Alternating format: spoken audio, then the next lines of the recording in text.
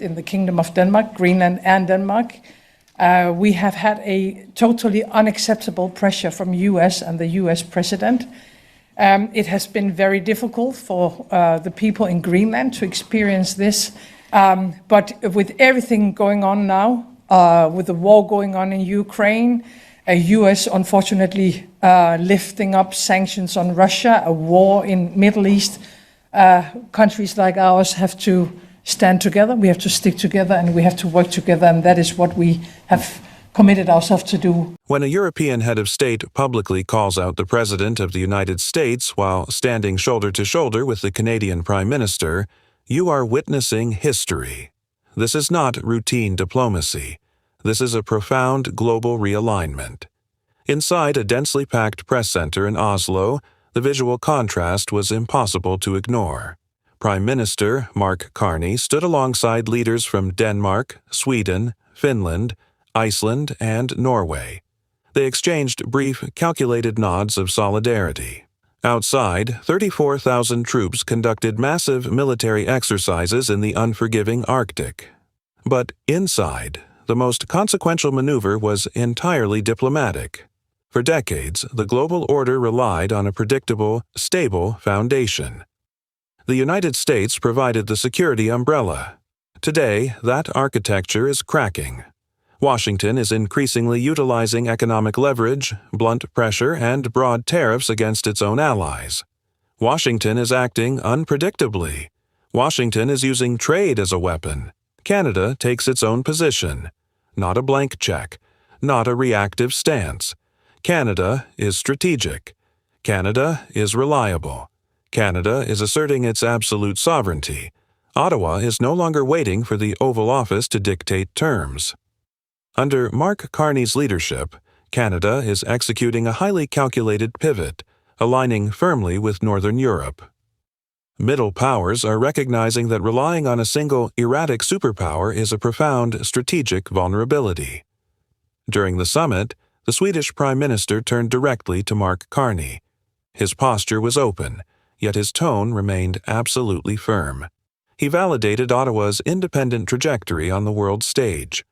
Really great to see you here. I think it's a sign of our time, honestly, that the Nordic Five and Canada is working so well together. It proves your case. Middle powers make a big difference. And it goes for geography, obviously, the Arctic not least, Ukraine, the rules-based world order, technology. The message is unmistakable. Middle powers make a big difference. Nations with advanced economies and critical resources are bypassing the traditional Washington consensus. They are forming independent, sovereign coalitions. But can Canada's economy actually sustain this geopolitical friction while managing protectionist pressure from its largest trading partner? The numbers provide a definitive, cold answer.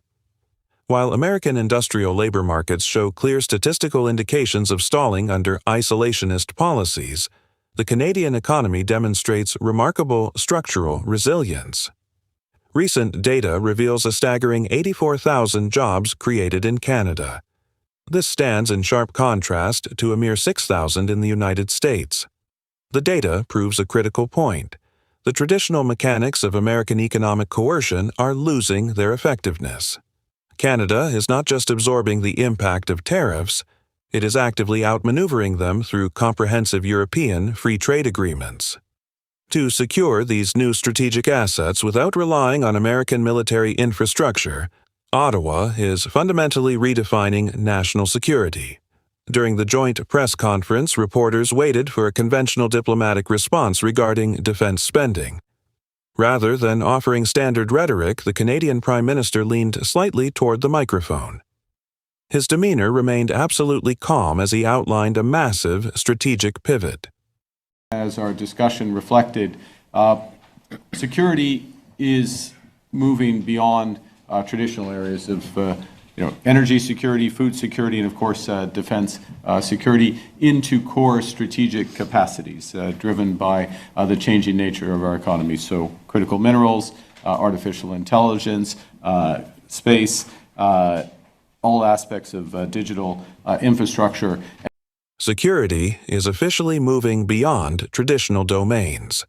This represents a crucial strategic shift for North America. Canada recognizes that the future of global power relies heavily on the control of digital infrastructure, the ownership of rare earth elements, and the protection of technological supply chains. By committing a massive $500 billion investment toward domestic defense and Arctic modernization, Canada is actively reducing its strategic dependence on the U.S. This capital injection will upgrade radar networks, secure critical mineral supply chains, and expand naval capabilities. Canada is heavily investing in the exact resources that European markets desperately need. What happened today in Oslo was more than a routine meeting. It was a glimpse into a changing global order, and Canada is positioning itself at the center of it. If you want clear, in-depth, and objective analysis of the geopolitical developments shaping Canada's future, make sure you subscribe to Canada SR. We break down the trade deals, the policy shifts, and the real impact of every strategic move. Turn on notifications so you never miss an update. Do you think Canada's growing global partnerships will permanently shift the balance of power in North America? Let us know your thoughts in the comments.